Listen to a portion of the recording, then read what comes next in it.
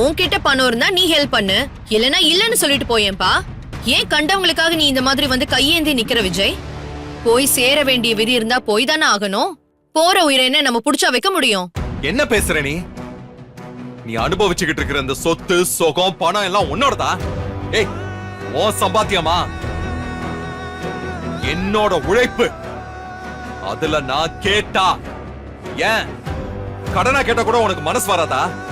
Hello hello, பணம் சம்பாதிக்கிறது ஒரு கலைனா ஏமாத்துறது இன்னொரு கலை. நீ ஏமாந்து போயிட்ட. நான் சாமர்த்தியமா விட்டதை புடிச்சிட்டேன். என்னமோ நீ பார்த்து பிச்சை போட்ட மாதிரி பேசிட்டு இருக்க. இத பாரு, பணம் இன்னொன்னு இதுக்கப்புறம் இங்க வந்து நிக்காத. கேட்டுக்குள்ளே நுழைய முடியாத அளவுக்கு ஜிம்மி அவுத்து விட்டுருவேன். ஜாக்கிரதை. போ போ, முதல்ல இடத்த காலி பண்ணு. இதான் உன் முடிவா? நான் ஆரம்பிக்கும் போதே உன்கிட்ட சொல்லிட்டேன். இப்பதான் முடிவுங்கிறதே உனக்கு தெரியுது போல. நீ தலைகீழ நின்னு தண்ணி குடிச்சாலும் என்கிட்ட இருந்து ஒத்த பைசா கூட உன்னால வாங்க முடியாது. இடத்த காலி பண்ணுப்பா.